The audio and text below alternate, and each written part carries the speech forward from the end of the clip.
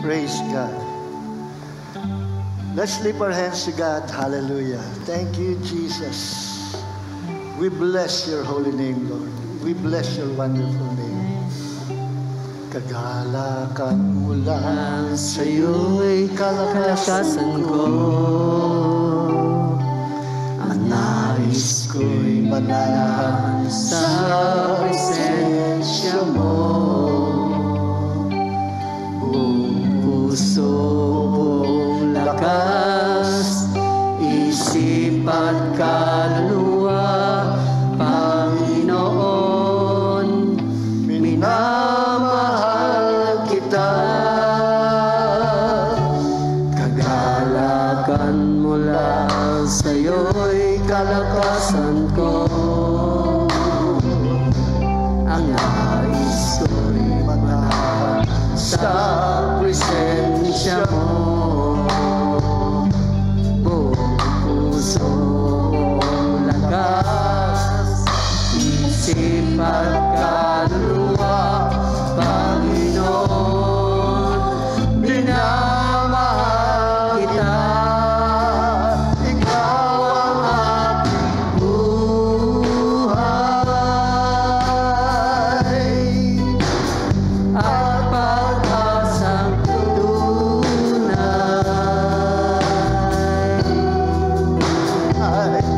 Sa bisig mo, Panginoon,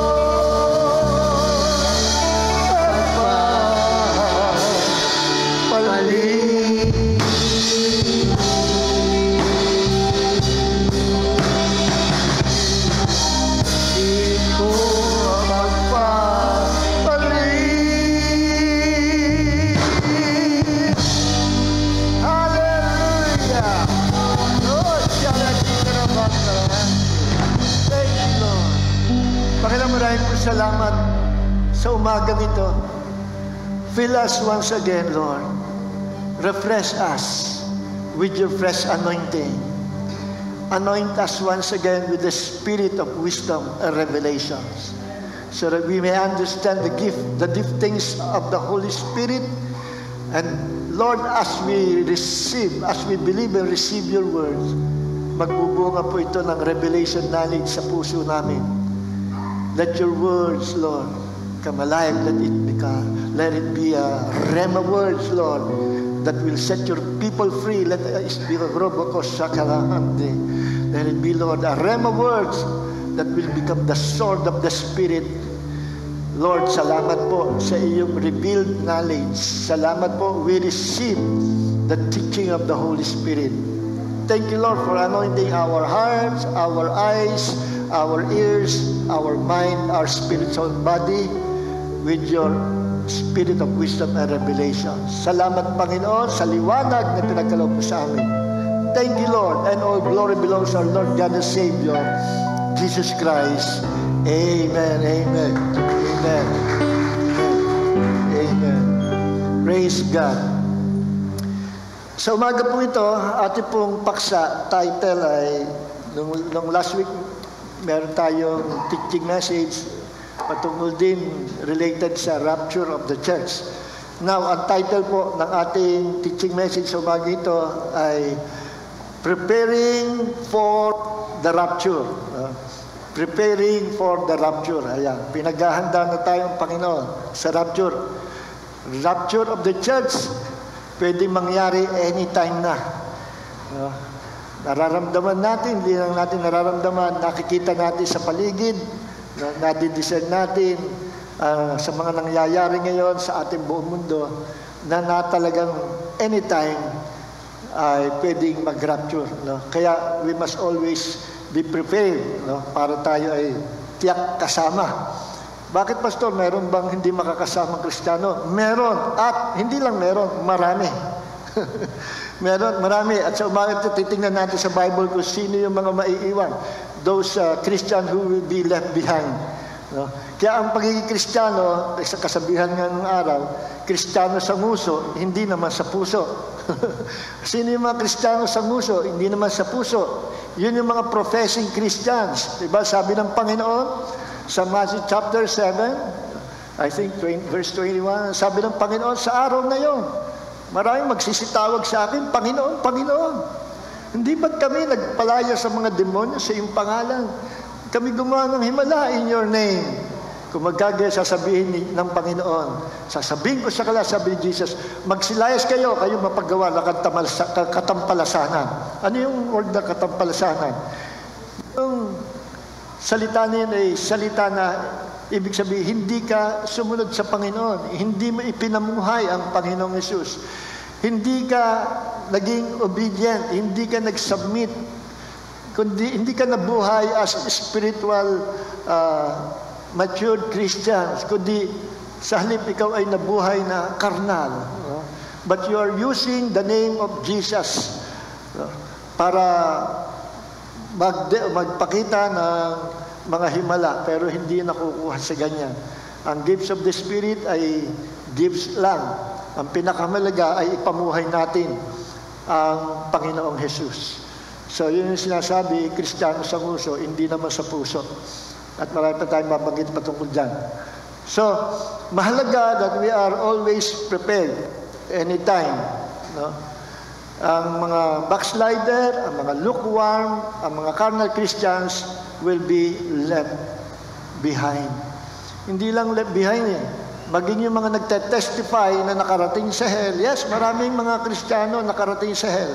Yung iba through visions, yung iba talagang namatay, pero ibinalik ng Diyos sa pagkabuhay dahil hindi pa time. Yung iba naman buhay, talagang dinala lang Panginoon yung spirit nila sa hell to testify to the whole world. There is really a horrible place called hell.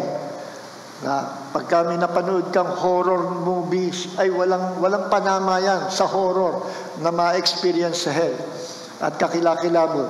At yung mga nakarating sa hell, sabi nila na ang na-amaze sila, hindi yung mga makasalanang nandoon. Hindi yun ang kasi sadya naman makasalanan sa hell. Ang nagulat sila at halos ang hirap isipin, iba-ibang tao ito, mga kapatid, at iba-ibang sitwasyon dito, iba-ibang panahon. Pero pare-pareho testimony nila. At sasabi nila, ang kinagulat nila, there are many Christians that are now in hell. Ang dami. Kaya talagang totoo talaga. Hindi lang professing Christians tayo o Kristiyano sa huso, kundi ang pagiging Kristiyano at alaga ng Panginoon, ito'y pinamumuhay. At ang pangarap sa atin ng Panginoon to bear fruit, with the fruit of the Spirit. Anong fruit yan? The Christ-like character.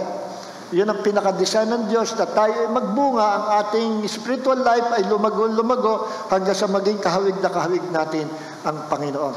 So purihin ang Panginoon. Ito yung preparing for the rapture. Buksan po natin ang ating Biblia sa 1 Thessalonians chapter 4 verse 16. At salamat sa Diyos na kahit may pandemic, inalaw tayo sa ating government na minsan pang tayo magkaroon ng church gathering. At dapat naman talaga magkaroon tayong church gathering at hindi patagalin kasi kailangan natin ang spiritual strength sa isa't isa. We need the Word of God. Hindi sapat yung makinig lang tayo sa online o sa live stream, although naka-live stream po tayo ngayon. Hindi sapat yung tayo ay doon lang nagba-Bible study sa social media. Kailangan natin ang bawat isa, ang presence lang natin ng bawat isa, kagaya ngayon, nagkakakita-kita tayo, ay isa ng strength, kalakasan, isang joy, strength, at comfort sa bawat isa atin. Nakikita natin, tayo nandito at nakatayo pa tayo hanggang ngayon, ng malalakas. Iba natin mga kapatid, umuwi na sa Panginoon. Sister Edith Terado po ay umuwi na sa Panginoon. Bukas ang libing. Bukas ang libing sa memorial dito sa Jollibee, 2 o'clock. So praise God, umuwi na siya sa Panginoon. At ngayon, pag naglalakad ka, para kang naglalakad sa isang lugar na may sniper. May sniper. Noong panahon ng Hapon, tapos na ang gera, may mga snipers na nasa taluktok ng mga punyog. At kung sinong lalabas, patay ng patay, namamaril. Hindi matanggap yung pagkatalo nila. Mga Japanese yung harap. Parang gano'n. Yung kausap mo lang ngayon, patay na. Ibang klase yung COVID ngayon, yung variant COVID ngayon. Yung iba, sa loob na ilang araw, patay kagad. Kakakausap mo lang. Hindi kagaya ng first wave ng COVID na tumatagal pa ng weeks. Ngayon, tigok ng tigok agad. Parang binabaril ng sniper. So, Christian or not Christians, we must always protect ourselves by wearing our face mask at saka face shield. Sabi nung anak ko, nag-message sa akin, nasa Singapore, Daddy, wag kang hindi, lagi ka naka-face mask. No? Wag nga aalisin sa labas kahit ilang sandali lang. Kasi dito sa Singapore, dami nagka-COVID. 1 second lang pala. Ay hawa ka na. Ibang klase yung COVID ngayon. May makatabi ka lang. 1 second lang. Contaminated ka na. Once na hinubad mo yung face mask mo. As much as possible, doblehin ang face mask. Parang hirap namang huminga. Ano? Okay.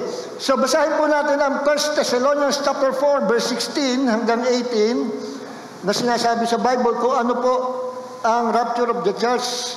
At linawin pa natin, although napasadaan natin last week, ang rapture of the church. 1 Thessalonians chapter 4, verse 16, simulan po natin sa verse 13. But we do not want you, ito po sa NASB 2020 Bible. Okay. But we do not want you to be uninformed, brothers and sisters, about those who are asleep, so that you will not grieve as indeed the rest of mankind do, who have no hope. Verse 14. For if we believe that Jesus died and rose from the dead, so also God will bring with him those who have fallen asleep through Jesus. Verse 15. For we say this to you by the word of the Lord, that we who are alive and remain until the coming of the Lord will not precede those who have fallen asleep. Verse 16. For the Lord himself will descend from heaven with a shout, with the voice of the archangel, and with the trumpet of God, and the dead in Christ will rise first. Then we who are alive, who remain, will be caught up together with them in the clouds to meet the Lord in the air. And so we will always be with the Lord. Therefore, comfort one another with these words. Ang sabi po dito, darating ang panahon that we will be, mayroong time ang Panginoon na isinet na. Siya lang nakakaalam. That there will be the rapture of the church. Ano yung rapture of the church? Sinabi dito that pag dumating time na yun, we will be caught up in the air. No? Tayo ay aagawin pataas. Saan ba galing yung salitang rapture? Sabi nung iba, wala naman sa Bible yung salitang rapture. Nasa Bible po yun. It's in the Bible, malinaw. Yung po kasi rapture sa Greek word ay harpazo. Harpazo. Na sa Latin ay repturo. Repturo. Tingnan nga natin sa English ulit. Repturo. Yung salitang repturo ay Latin po yun, Latin word. Galing po yan sa root word na repere. Sa English ay rapid. Mabilis, no? Bigla, rapid, repere. Doon galing yung salita rapturo. So bakit naman Latin pa yung pinagkunan ng salita rapture?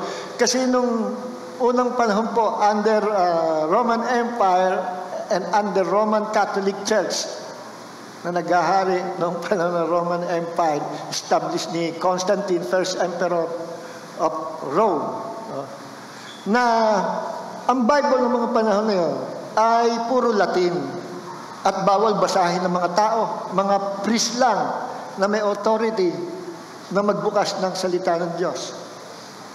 Kaya nga nalibur yung ang dami palang practices natin sa Roman Catholic Church, sa ating nakagisar reliyon, wala pala sa Bible.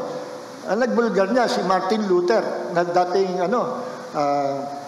isa siyang German priest, isang theologian, professor sa Bible School ng Catholicism. Kasi meron siyang right na magbukas ng Bible, kaya nung binasa niya, nagulat siya. Gumawa siya ng kung kailang napakaraming yung sa kanyang thesis na pinagpapaskil niya sa walls ng church, ng Catholic Church. Kaya doon nag-start yung tinatawag na Protestant movement. At doon ipinanganak ang Reformation. No? Nagkaroon na ng unti-unting bumalik yung tinatawag na mga teaching, original teachings from the Bible. No? At doon na rin, nagsimulang bumalik yung yung fivefold manuscripts, no? Fivefold manuscripts, apostle, prophet, evangelist, pastor, teacher. At unti-unti na-restore yung mga teachings, mga doctrines na itinago, no? Yung baptism by immersion, salvation by faith, no? The second coming of the Lord Jesus Christ, rapture of the church, no? At iba't iba pa mga teachings, the gifts of the Spirit, unti-unti. Okay, progressive ang revelation ng Panginoon, progressive, isa-isang inilabas ng Panginoon. Kasi pag bigla, baka hindi natin magets. Baka hindi natin makontain yung dami ng kapahayagan ng Panginoon. Okay, so sabi dito, buksan natin nga uli yung ating binasang talata. Sabi dito, sa verse 16,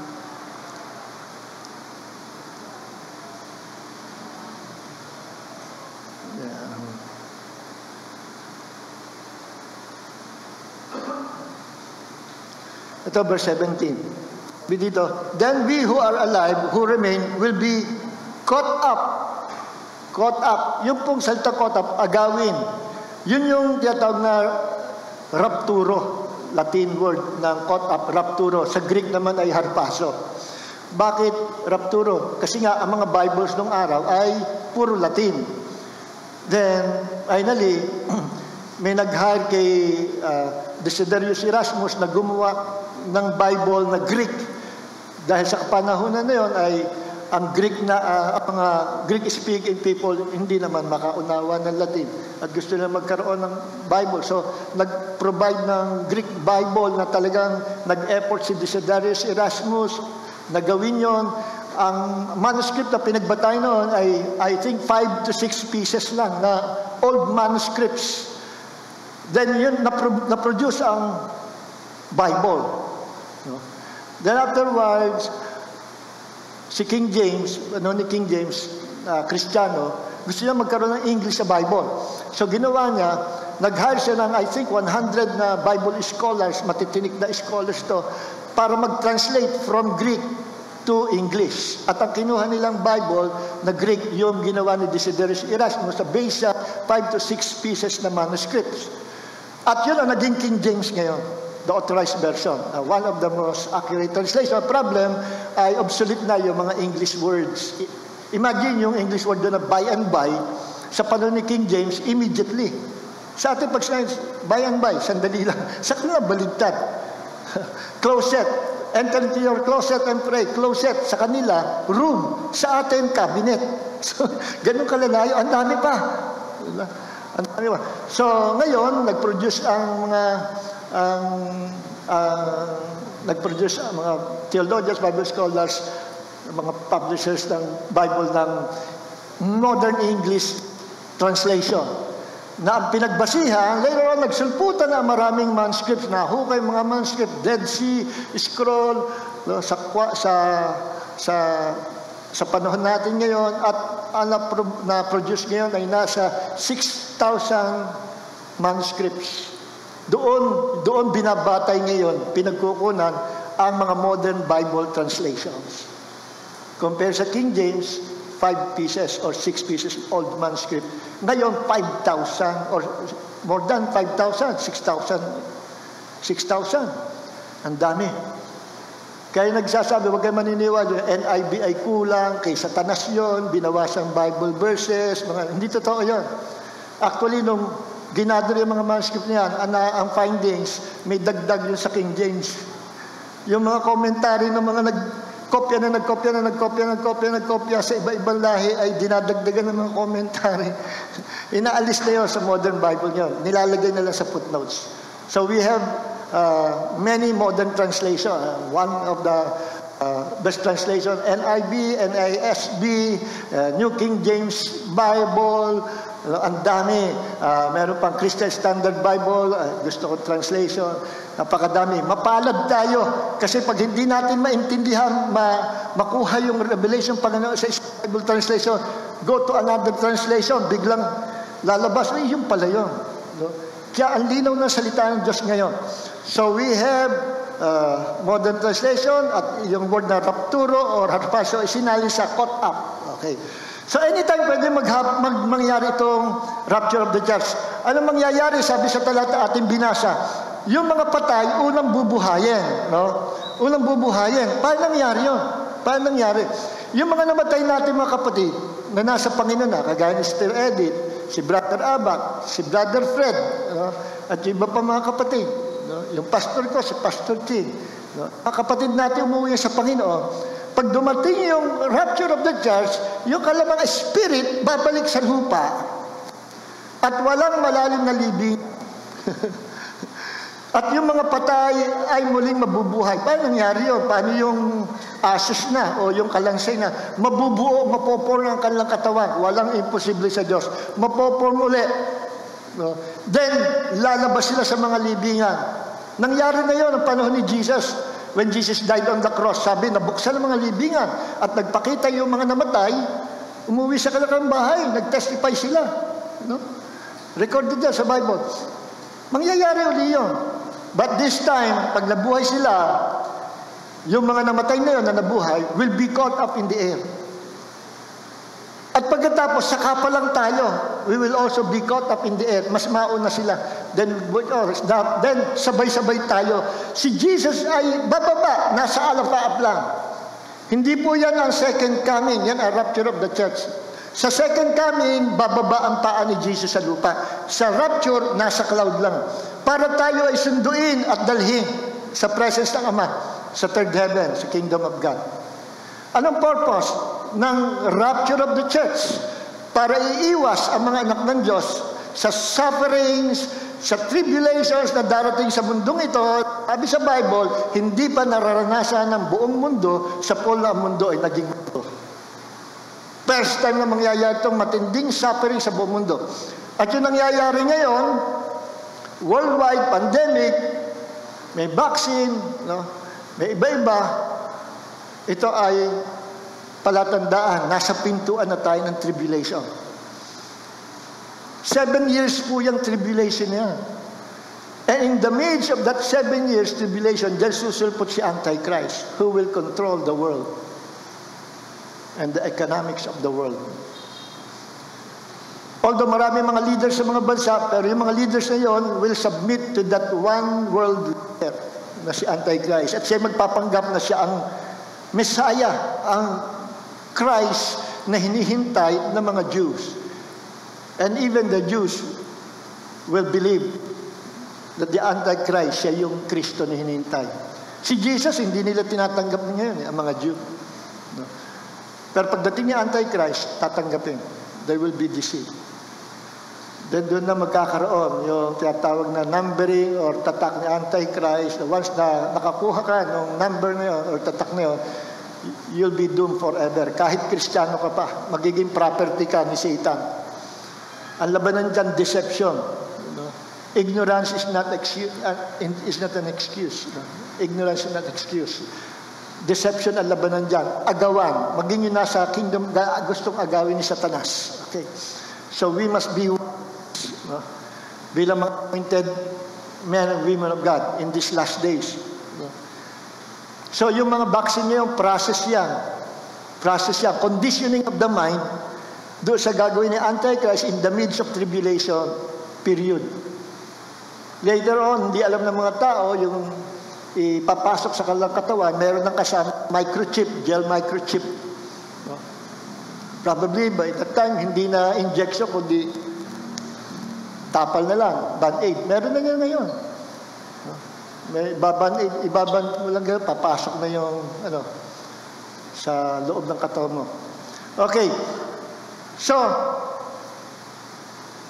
hindi pa yun at second coming. Rapture of the church pa lang yun. Ang second coming, nasa heaven tayo, magkakaroon marriage supper of the Lamb. Then, doon sa pinakahuli, sa huling araw ng 7 years, bababa si Jesus kasama tayo. Nakasakay tayo sa kabayong puti. Napakarami, mapupuno ang langit. Hukbo ng Diyos, nangunguna na si Jesus. Bababa sa planet Earth. Why? Para pigilan ang pagkawasak ng buong mundo dahil by that time, magkakaroon po ng world war, wasakan ng lahi at hindi pa hintulot ng Diyos. Bababa si Jesus para kontrolin digmaan. Si Satan will be arrested at ikukulong si Satan and his army, ikukulong sa bottomless pit, sa kadiliman. For a while, for 1,000 years. Nakabilanggo sila doon. So magkakaroon ng complete peace sa buong mundo. Magkakaroon ng pagbabagong atmosphere, surrounding, maging mga ugali ng tao, pati mga ugali ng hayop ay mag-iiba, ang mga leon, ang mga bangis sa hayop ay magiging maamo. Sabi sa Bible, pati mga baby, mga bata makikipaglaro sa python o sa poisonous snake, hindi sila mag-iiba-iibahin ng Diyos ang senaryo, pati yung mga wild animals mag-iiba na ugali. Para maghari si Jesus for 1,000 years, kung tawagin millennial reign of the Lord Jesus Christ, at kasama tayo na mag-ahari kasama si Jesus. No? So pag nag-rapture of the church, our body will be changed. In a twinkling of an eye, tayo in heaven will receive our new glorified body. Katawan na hindi tumatanda. Katawan na hindi mamamatay. No?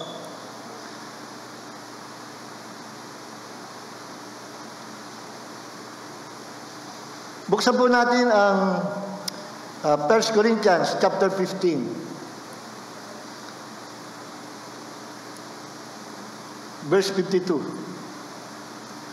Sabi dito, in a moment, ito na po yung rapture, in a moment, in the twinkling of an eye, sa isang kisap mata, at the last trumpet. For the trumpet will sound, and the dead will be raised imperishable and will be changed. For this perishable must put on imperishable, and this mortal must put on immortality. But when this perishable puts on the imperishable, the mortal puts on immortality, then will come about the saying that is written, death has been swallowed up in victory. So, ibig sabihin, yun daw katawan natin in a twinkling of an eye, pag nag-rapture, will be changed into new glorified body. Katawan na hindi na mamamatay. Katawan na hindi na magkakasakit. Katawan na 100% perfect. Ang pangit, gugwapo, gaganda. Ang walang buhok, magkakabuhok. Ang walang ngipin, magkakangipin. Ang malabo ang mata, lilinaw mata. Ang masasakti ng katawan, wala na sakit. At tayo, by the time, para tayo mga superman, na meron tayong supernatural power at hindi tayo tatalba ng bala, hindi tayo mamamatay, walang sakit. Sapagkat iba na tayo. At kasama tayo ni Jesus maghahari for 1,000 years. Yung mga taong naiwan sa mundo, sila'y mga mortal beings, may kamatayan pa rin sila. Pero sa panahon na yun, hahaba ang buhay nila. Sabi sa Bible, ang pinakamaagang kamatayan, 100 years old. Kaya pag tayo 100 years old, parang katumbas ngayon, baby, pinanganak, namatay. Kaya doon, 100 years old, ang bata ng kamatayan niya. Babalik mahabang buhay. 1,000 years. Babalik yung hindi basta namamatay ang tao. Hindi basta magkakasakit. Pero may mga mamamatay pa rin. So yun yung paghaharian ng Panginoon, paghaharian din natin for 1,000 years. Then, para magkaroon ng ending, pakakawalan ng Diyos si Satanas at ang kanyang army sa bottomless pit. I-release niya. Planado na yun. Then gagawin ito mga demonyo, army ni Satan, and Satan himself, tutuksuhin niya ang mga bansa. Magtatanim ng rebellion, magtatanim ng confusion, at magkakaisa ang mga bansa na pasukin at labanan at magrebelde sa paghahari ng Panginoong Jesus. At tayo, by that time, nasa Israel tayo. Nasa headquarter natin, nasa Jerusalem, reigning with Christ. Then, ang mga bansa will attack us. Pero hindi mangyayari yun. Bago mangyari yun, magpapababa ang Diyos ng apoy, malaking apoy from heaven, at ang mga kalaban ng Panginoon, they will be consumed, destroyed by the fire of God. Then the end will come. Ang buong mundo'y magliliyab sa apoy. No? Masusunog ang buong mundo sa apoy. Bakit? Kasi God will renovate this earth through fire. Kung ang mundo ng panahon ni Noah inirestore from flood, naging mundong tuyo uli, this time, ang pangit na mundo, puno ng COVID, aalisin ng Diyos, wala na sakit, karamdaman, i-renovate ng Diyos, pagaganyan ng Panginoon. Ang sabi ni Apostle John sa Book of Revelation, I saw the new heavens and the new earth. At nakita ko, I saw the new earth coming down from heaven. At yung new earth na yun, doon tayo titira forever. Hindi po tayo titira sa langit forever. Doon sa bagong mundo. Yes, kasya tayong lahat doon. Kakalug-kalug ba tayo? And the whole earth will become paradise. Yung paradise na nawala sa panahon ni Adam and Eve will be restored. And this time, pang buong mundo. Hindi one place lang, pang buong mundo. At tayo mabubuhay kasama ng Panginoon. Magpakailanman. Isa tayong malaking family sa lugar na yun, sa panahon na yun. At hindi na mawawala sa atin ang kaligtasan. Pero, nakakalungkot, yung those people who were left behind, those people na hindi nakasama sa rapture, no? At yung mga tao na yun na mga mortal beings, may kamatayan, na hindi nagrepent, yung mga Kristiyano na nag-backslide, hindi makakasama sa rapture. No? Pag dumating yung tribulation, Mapalad sila kung sila ay mag-repent, mapalad kapag sila ay naglingkod ng totohanan by that time sa Panginoon. May chance pa. Pero napakahirap maging Kristiyano sa panahon ni Antichrist. Babalik yung death penalty na pugot ulo. Babalik po yun. Babalik yun. Ang hirap maging Kristiyano sa panahon na yun.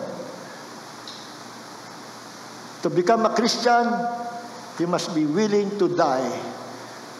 To yourself, hindi lang to yourself, kundi anytime, haharapin mo ang kamatayan. Parang panahon ng araw, ang mga Christian pinapakain sa leon. Ginagawang lantern, sinusunog, panahon ni Nero. No?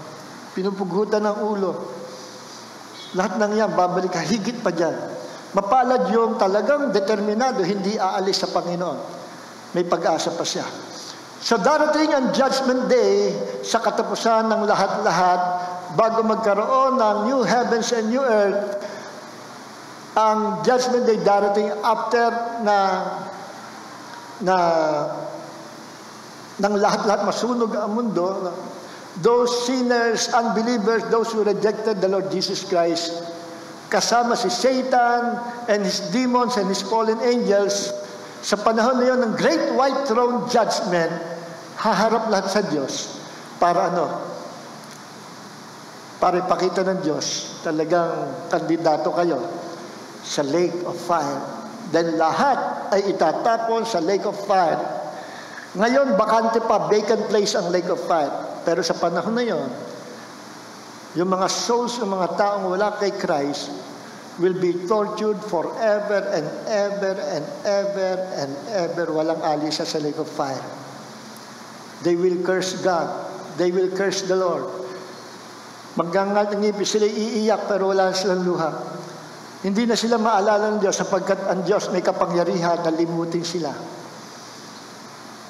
Isaw-saw mo lang, yung daliri mo sa kumukulong mantika, hindi ka tatagal ng 1 second or 2 seconds. Ngayon, higit pa doon. Buhay ang senses. Buhay ang senses na ang mga tao nakababad sa lake of fire. Walang araw, walang panahon, walang time. It will be forever. Not for 1,000 years. Not for 10,000 years. Not for 1,000,000 years.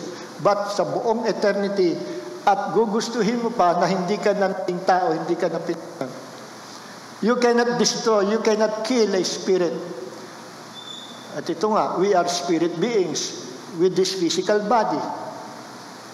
So ang tanging remedyo, itapon sa basurahan. Ano yung basurahan na yun? Lake of fire. Pwede ba mangyari yun? God is love? Yes, God is love. Isa sa mga attributes, personality, divine nature of God is love. God is love. First John chapter 3, verse 8. God is love. Pero we must not forget, bukod sa God is love, God is also a righteous judge. He is a just God, a righteous judge na hindi kagaya ng tao na nasusuhulan. Pag ikay nagkasala, ang kabayaran ng kasalanan ay ito, kamatayan sa lake of fire. Hindi siya kukonsinte sapagkat God is holy, God is honest, He is not a liar. He is a just God, pero God is love.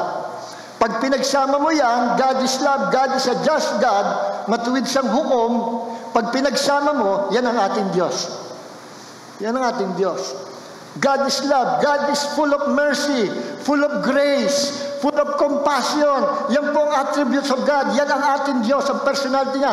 Maawain ng Diyos, puno ng pagpapatawad, puno ng pag-ibig, naaawa, nahahabag, gusto tayo iligtas. Yan ang personality, yan ang attributes, character of our God. Napakabuting Diyos. Pero merong another siyang attribute. He is just. He is righteous. He is honest. At ang kasalanan, katapat ang honesty of God, ang kasalanan nagsasabi, ang payment ng kasalanan is lake of fire. At ang pagiging just at honest ng Diyos ay magsasabi, mangyayari yung kabayan sa kamatayan. Sapagkat hindi konsididor, hindi mandaraya ang Diyos. At yun, ginawa ng Diyos for the devil and his demons and fallen angels, yung lake of fire. Design sa kanila. Hindi kasali ang tao doon. Ang problem, nadamay lang ang tao because of the sin of Adam. Pero gumawa ang Diyos sa paraan because He is full of mercy, compassion, grace, and love. Gumawa siya ng paraan sa kapanahonan natin na yun na lahat ng tao ay wina-welcome niya, ini-invite niya to come to Him. Meron dadaanan through the Lord Jesus Christ ng tanging kaligtasan, tanging pag-asa ng tao. Iisa lang yan. Pero once you reject the Lord Jesus Christ, you'll be doomed forever. Isa lang ang Savior of the world. Hindi si Buddha, hindi si Muhammad, hindi yan sino mang founder mga religion. Only Jesus Christ can save the world. Only Jesus Christ can save us from hell and from eternal condemnation sa lake of fire. Only the Lord Jesus Christ can save us. Why? Sapagkat siya nagbayad sa ating mga kasalanan. Walang iba. Siya lang ang nagbayad. At ang unique sa pagbabayad ng Diyos ng kasalanan natin, ang pinambayad niya ang kanyang banal na dugo. Ano kung banal na dugo? Ang kanyang dugo, ang hinihingi ng justice ng Diyos, ang isang holy, sacred, pure blood ng tao na hindi contaminated ng dugo ni Adam, ang qualified na ipambayad sa kasalanan, sa sins of the world. Yun lang, yung pure, hindi contaminated na dugo ng tao, pantapat sa dugo ni Adam na nagkasala. Yun lang ang pwedeng pambayad sa kasalanan natin. At tinapatan yan, yung dugong makasalanan, dugo ni Adam. Yan yan, dahil lahat ng generation kasala. We all have the blood of Adam, a sinful blood. Tinapatan niya ng dugo ni Jesus for the new generation, for the new breed of people. Sino yun? Tayo. Created in Christ, the new creation. Sa Corinthians chapter 5 verse 17, tayo yung sinagip ng Panginoon. At ang pinambayad niya sa ating mga kasalanan is His holy blood. The precious blood of Jesus. Anong pagiging unique ng blood ni Jesus? Walang sin nature ni Adam. Pure, holy. Hindi contaminated sa dugo ni Adam. Why? Pinag-aaralan po natin ito paulit-ulit.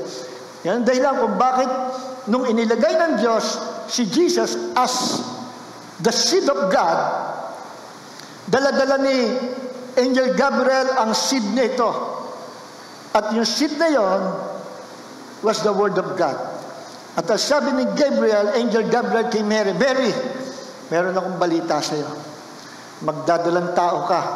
Manganganak ka ng batang lalaki, and His name will be called Emmanuel, God with us. His name will be called Jesus. Anong Jesus? Yahweh, Yehoshua, or Yeshua.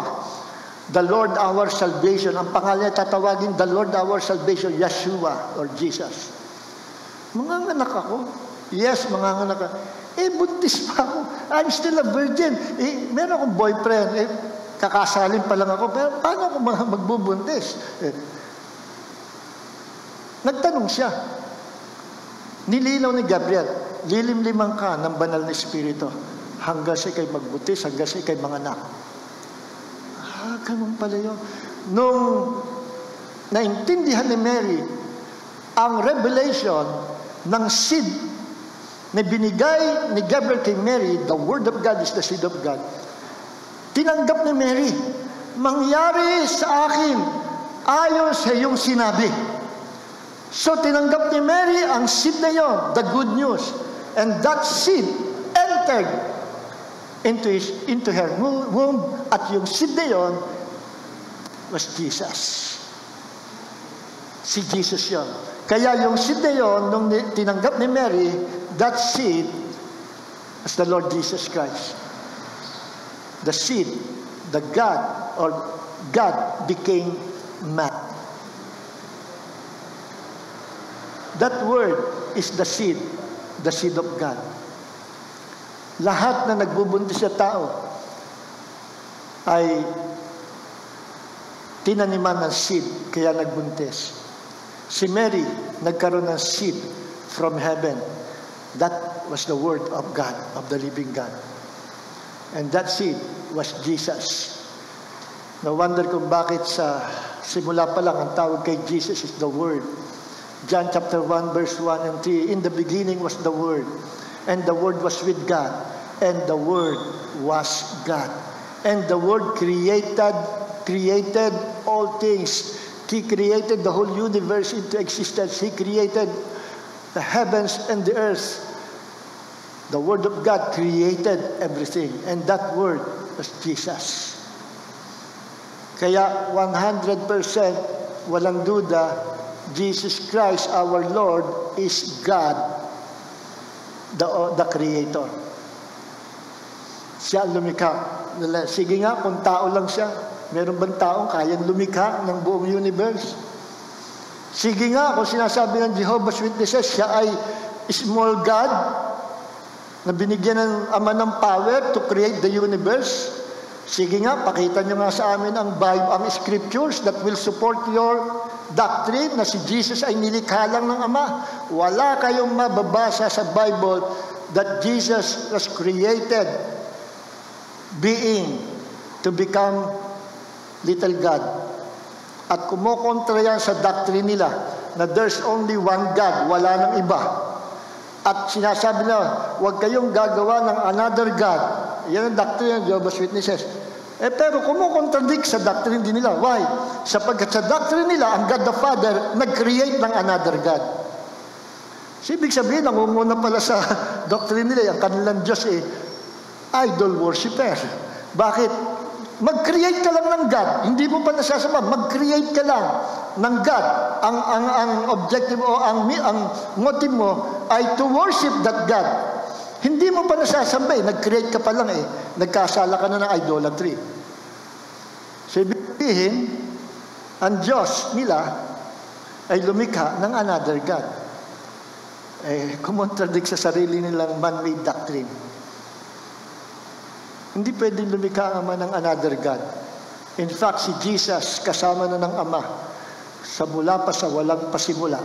The Father, the Word, and the Holy Spirit, they are one God in one Godhead. Okay. Praise God.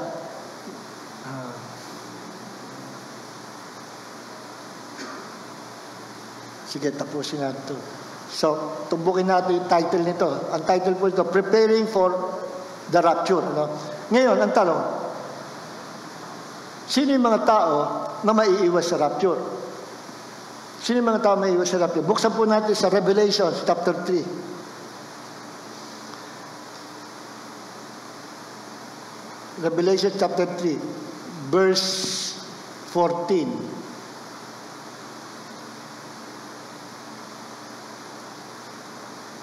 O verse 15. Ito. I know your deeds. I know your deeds. That you are neither cold nor hot. I wish that you were cold or hot. So because you are lukewarm and neither hot or cold, I will vomit you out of my mouth. Nakita ko. Sabi ng Panginoon, hindi ka mainit, hindi ka rin malamig. At sapagkat ikay malahining, isusuka kita. Meaning, I will reject you. Ang Diyos sa simula, ayaw niya na nasa gitna. Laging left and right lang. No? Laging pinapapili tayo ng Diyos. Wala pong gigitna Bawal sa Diyos ang gitna. Bigyan ko kayo ng example. Ayaw ng Diyos yung magpuproduce tayo ng fruit na, halimbawa, i-combine mo, yung igagrap mo, orange tree sa apple tree, mapuproduce another fruit. Ayaw na yung gano'n. Huwag mong pakikialman ang creation ng Diyos. Huwag mong pakikialman. Ayaw niya ng ginawa ng tao, yung donkey, pinag-asawa, donkey and horse, nag-produce ng offspring. Anong pinroduce nila? Mule. At sabi sa mga nagsipag-aaral, ang mule daw ang excuse me, sa word nito, pinakatanga, pinakabobong hayop. Bakit? Abnormal. Ang mule, matigas ang ulo, hindi mo basta mapapakin. Kasi nga, parang kumbaga saan hindi normal siya. Ang mule. Kasi product yan ng donkey at saka horse. Donkey sa donkey. Horse sa horse. Huwag mong pagsasamahin. Kaya na-produce ay mule. Maraming Kristiyano ang naging mule kasi tumatayo sa gitna. May warning si Paul dyan, huwag ka tatayo sa gitna. Yung tumatayo sa gitna, ang tawag ni Paul ay carnal Christians. Carnal Christians. Na may warning si Paul dyan. Binanggit niya sa mga taga-Corinthians. Binanggit din niya sa Galatians. Tingnan natin sa Galatians. Chapter 5, verse 19. Ito yung mga carnal Christians. Hindi na natin titingnan sa Corinthians, halos may similarity. Verse 19, now the deeds of the flesh are evident. Ang mga carnal Christians, sila ay Christian na pero nabubuhay sa pita na naman. Ang kaliwang paa nila nasa kingdom of darkness, ang kanang paa nila nasa kingdom of God. Hindi mo malaman. Umaattend sa church, nagbabasa ng Bible, nagpe-pray, pero ang buhay niya, madalas buhay ng sanlibutan. Nanloloko, nakikiapit, may kalaswaan, may pandaraya, nagmumura. Pero pagdating ng Sunday ay hallelujah, napupuspos. Praise the Lord. Nagbabasa ng Bible. Nasa gitna. Ayaw ng Diyos ng gano'n. Kaya pala sa last chapter of the Bible, sa book of Revelation, sabi ng Panginoon, ang matuwid, magpakatuwid na. Ang masama, magpakasama na. Why? Kasi hindi po tatanggapin ng Diyos yung nasa gitna. Whether you like, kung saan mo gusto, the choice is yours. You like the devil, go ahead. Go to him. You like God, go to God. And He will receive you.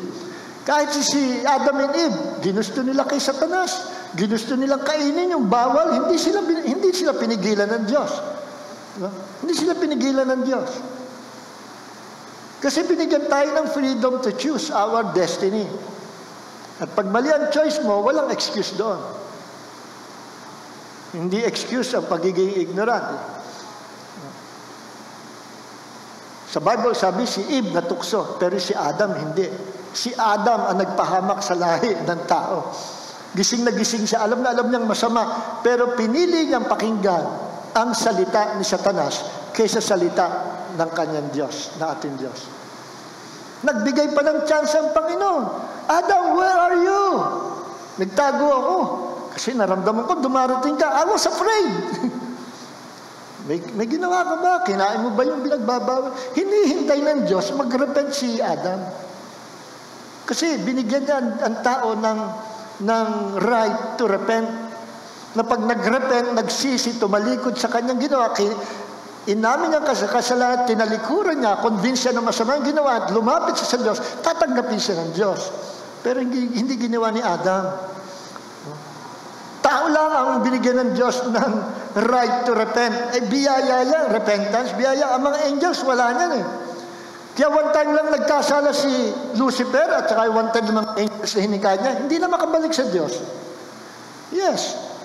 Sa Book of Enoch, yung 200 na mga rebellious angels, bukod pa yan sa tropa ni Satanas. I believe, ginamit din ni Satan yan.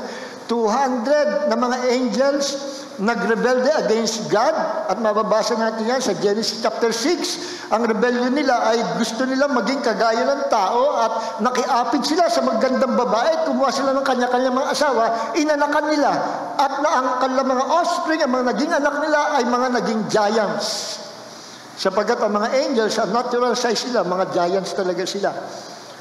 So naghalo. Ano nangyari? Spirit saka physical body. Hindi pa natin alam. Marami tayo matutunan. Pero sa mga angels may power sila na gawin ang gusto nila gawin. Sa dahil meron silang power, na-convert nila yung kanilang sarili. Sinabi naman yan sa sulat ni Peter, na iniwan nila ang kanilang dating kalikasan at sila'y nakiapid sa mga human being. Sinabi niya yan, nakisulat ni Peter. So naging mga anak na yung mga giants. Sa Genesis chapter 6 verse 1 hanggang 4, nandun po yan. Ang anak nila, mga Nephilim. Nandun yan, yung detail ng scenario. Nasa Book of Enoch. Nasa Book of Enoch po yan, binanggit doon. Kaya, hindi lang doon, nakiapid din yung mga fallen angels sa mga animals, kung tawagin bestiality. Na-in-experiment nila kung ano magiging lahi. They rebelled against God. Talagang inabuso nila ang kabaitan ng Panginoon. 200 yun, na ngayon nakakulong sa Tartarus, sa kadiliman ng mundong ito. Nakakulong sila sa Tartarus. Pero yung grupo ni Satan, at tuwantag na Angelicus, nakalaya pa yan eh. So iba sila. Immediate yung judgment sa kanila. Naghihintay na lang ng Great White Throne Judgment, at yung mga nakakulong doon, itatapon din sa lake of fire. At nung nagkasala yung mga fallen angels na yun, sabi sa Book of Enoch, lumapit sila kay Enoch at nakikiusap na sila'y ihingi ng tawad sa Diyos. Ang sagot ng Diyos, hindi. Kasi they were created as angels, wala silang right to repent, wala silang grace of God to repent. Only human beings have the right to repent. And when we repent of our sins, God will forgive us, God will wash us with the precious blood of Jesus, at tayo makakabalik sa Diyos. Ang ganda ng ginawa ng Diyos at pagkakalikha sa atin, unlike sa mga fallen angels. Kita nyo? Kasi alam na ng Diyos yung mangyayari. Nagrebelde si Lucifer, mga 1/3 na angels. So, kaya pagka mayroong rebellion, as nagsasama ka ng another group of people galing sa pinanggalingan mo, yan ay shadow of the devil, of what he has done. Shadow yan. Temptation yan. That is the spirit of division. Pag ikaw'y lumabas sa isang company, sa isang church, at ikaw ay nagrebelde, gusto mong rin na ikaw establish sarili mong kingdom, nagsama ka pa ng mga kapatid, yan ay anino ng ginawa ni Satanas. Yes. Kaya huwag natin yung gagawin niya. Okay. So, ang maiiwan po sa rapture, yung mga carnal Christians. Basahin natin. Now, the deeds of the flesh, Galatians chapter 5, verse 19, are evident, which are sexual immorality, impurity, indecent behavior, idolatry, witchcraft, hostilities, strife, jealousy, outbursts of anger, selfish ambition, dissensions, factions, envy, drunkenness, yung may mga bisyo, carousing, and things like this, of which I forewarned you, just as I have forewarned you. Inulit lang, matagal na winawarningan sa ganitong kasalanan. That those who practice such things, yung mga gumagawa, nagpa-practice na ganitong klaseng pamumuhay, will not inherit the kingdom of God. Kaya pala sabi ni Jesus, I think sa Matthew 7:21, sa araw na yun, marami magsasabi sa akin, Panginoon, Panginoon, di ba't kami nagpalayas ng mga demons sa pangalan? We heal the sick in your name. Gumawa kami ng himala sa pangalan. Kung magkagasasabihin ko sa kanila, get out of my sight. Magsilayas kayo mapaggawa ng katampalasanan. I never knew you. Hindi ko kayo nakilala.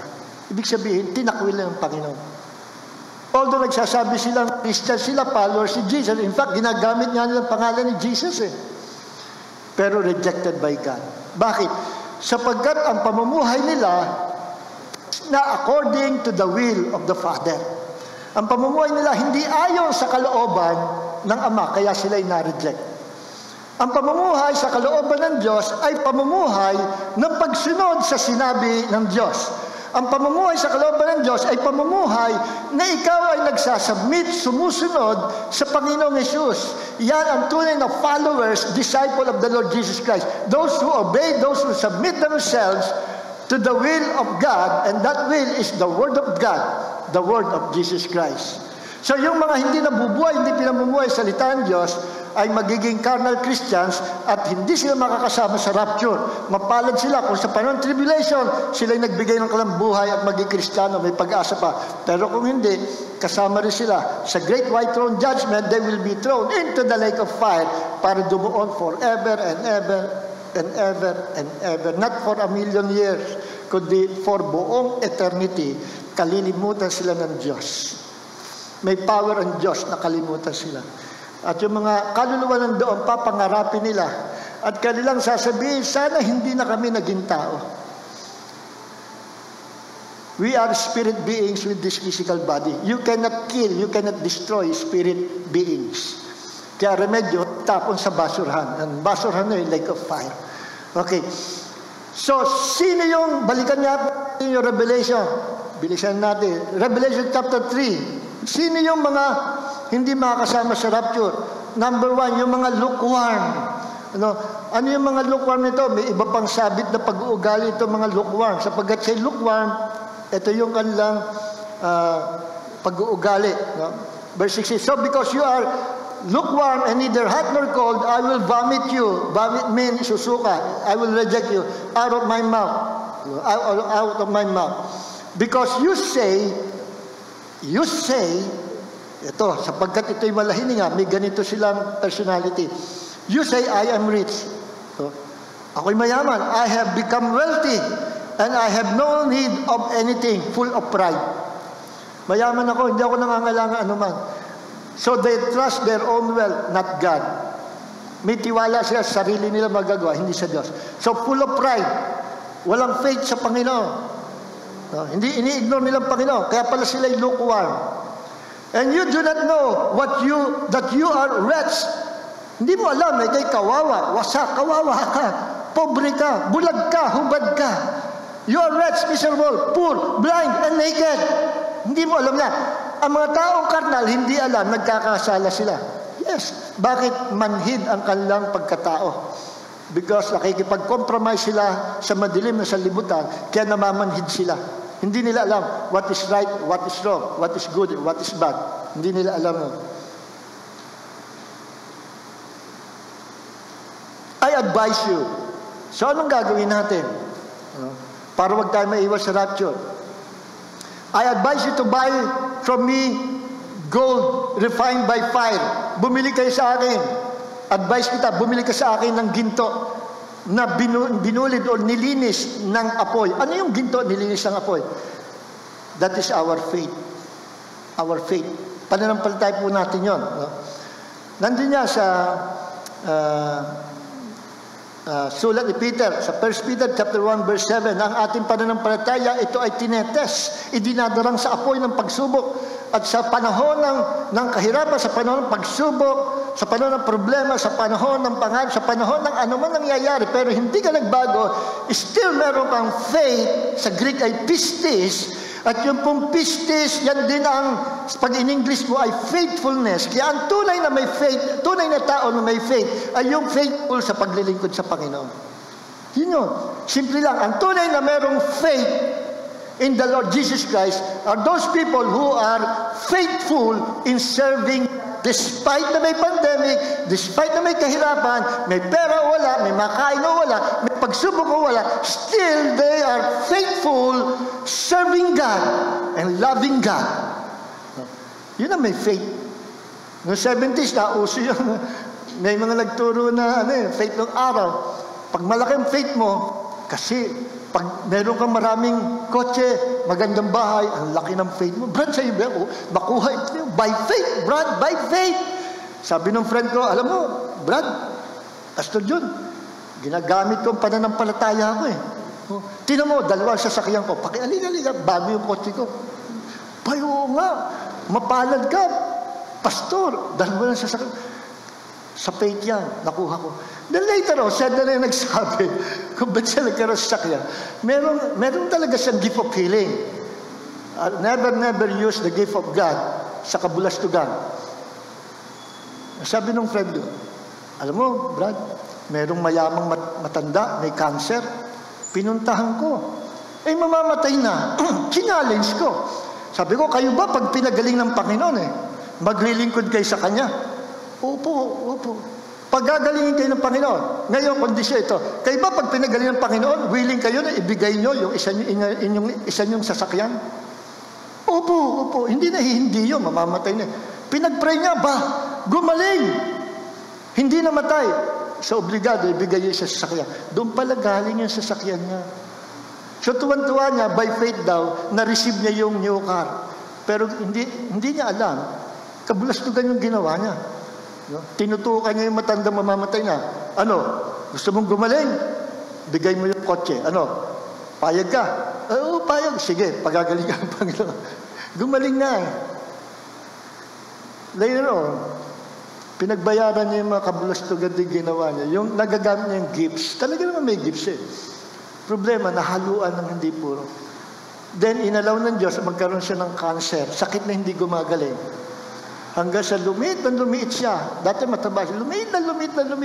Pumayat at itim na itim. Dumating si Pastor Abak. Sabi niya, Pastor John, nabalitaan mo ba yung nangyari dito kay Pastor ano? Bakit? Patay na, ha? Oo, pero inabutan ko pa, nakabunak ko, magugulat ka. Di ba mataba yun? Oh, hindi ko mamukhaan sa kabaon. Bakit? Ang itim, payat na payat ang itim. Meron daw sakit na hindi gumagaling, hindi na gumaling. Sabi ko, probably pinalo ng Panginoon. Sabi ko, hindi mo sinabi sa akin para nakita ko naman yung kaibigan ko. Wala na, ako nga, biglaan din, sabi ni Pastor Abak. Okay, so sabi dito, bumili ka sa akin ng gold, tested by fire. Anong gold na yun? Our faith. Our faithfulness. No? Pangalawa, and white garments. Ano yung white garments? Our holiness and righteousness. Parang robe yan, parang garment. Ibinibihis, mabuhay ka, lumakad ka sa mundo with holiness, with righteousness of the Lord Jesus Christ. No? Holy garment. And that you may clothe yourself and the shame of your nakedness will not be revealed. And, ito na yung pangatlo, the eye salve that apply to your eyes so that you may see. Sa CSB ay ganito. And ointment to spread on your eyes so that you may see. Bumili ka nga sa akin ng ointment. Yung gamot sa mata, ikuskus mo sa mata para kayo makakita. Makakita, spiritually, liwanag ang isip mo, ang puso mo, spiritually, magising ka sa katawan, makita mo nangyayari. Yun ang ibig sabihin ng spiritual eyesight. Ano yun? That is pure heart. Parang ang layo, mata naging heart. Hindi malayo. Sa Matthew chapter 5, verse 8, sabi ni Jesus, Blessed are pure in heart, for they shall see God. Mapalad ang tao na may mali sa puso, sapagkat makikita niya ang Diyos. See, sa Greek ay optanomai, he will see, understand. He will the revelation of God, marireveal sa kanya. He will receive wisdom, revelation, knowledge, understanding. He will see God in the realm of the Spirit. He will see the God of the Bible. He will see Jesus in every pages of the Bible. Ibig sabihin, mapalit tao, malinis ang puso, makikita niya ang Panginoon. Bumili niya sa akin, sabi ng Panginoon sa Book of Revelation, ng eye salve o ng ointment. Kuskus mo sa mata mo para kayo makakita. At tinutukoy yung Panginoon doon, magkaroon ka ng pure heart para malinis, maalis yung sakit sa spiritual eyes mo at makita mo ang katotohanan. So yung mga lukewarm, nabubulag yan sa kadiliman. Yung mga lukewarm, namamanhid ang puso niya. Yung mga lukewarm, napapapunta yan sa kadiliman, hindi na naipamumuhay ang holiness, a garment of holiness and righteousness. No? Ang mga lukewarm, hindi na yan nagtatapat sa Diyos. No? Nakakapagsinungaling na yan. Nagiging unfaithful na yan sa Panginoon. May mga hidden sin na yan na ayaw i-repent. Yan ang napoproduce ng pagiging lukewarm, papunta sa hindi maganda. At winaningan ng Diyos, ng Panginoon, you must repent. Sabi ng Panginoon. Sinabi ng Panginoon niya, dito rin sa chapter 3 of Book of Revelation, na verse 80,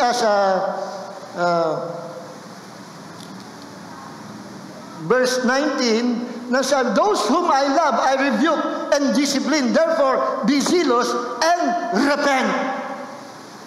Repent. Para ano? Para kayo maligtas. May chance pa. Pero pag inabot ka ng kamatayan, no way. Hindi ka na maliligtas. At kung ikay buhay pa, at nagkaroon ng rapture, I tell you 100%, you will be left behind kapag ikaw ay ganitong klase. So ito ang pinapaiwasan sa atin ng Panginoon. Sino yung may iwan sa rapture? Mga carnal Christians, mga malalamig, mga backsliders, mga nananadya, mga hindi nagre-repent, compromisers sa libutan, no? Hindi na tapat sa Panginoon, marumi na ang pamumuhay, walang covering or clothing of God's holiness and righteousness. Repent, sabi ng Panginoon. May panahon pa. Mas mabuti na yung nag-repent sa panahon ngayon, buhay pa, kaysa abuti ng kamatayan na wala ng chance na another chance. So God is love, na laging may chance ang bawat isa po sa atin sa panahon natin ngayon. Lagi siya nagbibigay ng chance. Pero once na abutin tayo ng kamatayan, wala na tayong chance. So, napakabuti ng ating Diyos. Pag sumablay tayo, sino ba hindi nagkakasala? Pero ang maganda sa panahon natin, sa pagiging tao natin, binigyan tayo ng Panginoon ng grace to repent. Every time siya, papalpak tayo, meron tayo, entitled tayo, meron tayong right to repent before God. And God is always ready to wash away our sins by His precious blood. So mga kapatid, anytime, any day, pwedeng magkaroon ng rapture. So ang tanong, are you ready for the rapture of the church? Amen. Yung ready, magsabing amen. Tayo po lahat yung tumayo. Hallelujah. Hallelujah. Lord, salamat. Ingatan mo po kami. Huwag kami ma-deceive ng espiritu ng kasinungalingan sa libutan. Lord, let us remain faithful in serving you. Ayaw po namin sa gitna. Gusto po namin maging mainit na mainit sa paglilingkod sa iyo. Ayaw po namin maging compromiser. We choose to become hot Christian, Spirit-filled, empowered by the Holy Spirit, hot Christians, on-fire Christians, serving the Lord God Almighty in the name of the Lord Jesus Christ. We choose to serve God. We choose to be filled with the Holy Spirit. We choose, Lord, to fight the good fight of faith hanggang wakas. We choose to live and to walk in your holiness and in your righteousness. Tas po natin kamay sa Panginoon, sabihin natin, Lord Jesus, pinipili ko po ang lumakad sa iyong kalooban. Pinipili ko po ang lumakad, mamuhay na may kabanalan sa mundong ito. Pinipili ko po ang magtapat sa paglilingkod sa iyo. Panginoon, iibigin kita, paglilingkuran kita na may buong katapatan. Salamat po, Panginoon. Salamat po sa pag-iingat mo sa akin. Salamat po sa likha mo sa aking puso. Create in me, Lord, a pure heart, so that I may see your glory, so that I may see you, Lord, in every page of the Bible. Salamat, Panginoon. All glory and honor belongs to my Lord, my God, and my Savior, Jesus Christ. Amen and amen. Hallelujah. Thank you, Lord. Glory to God. Thank you, Jesus. Amen. So po rin ang Panginoon, every Wednesday and Friday, 7 o'clock, meron po tayong online Bible study sa ating JCLG official page. So pagpalain po tayo ng Panginoon, next week po ulit, at meron tayong gathering. Salamat sa government natin na allow tayo magkaroon ng church gathering ulit. Let us continue to pray na manatili po itong ganito. So God bless you all. This is my desire to all.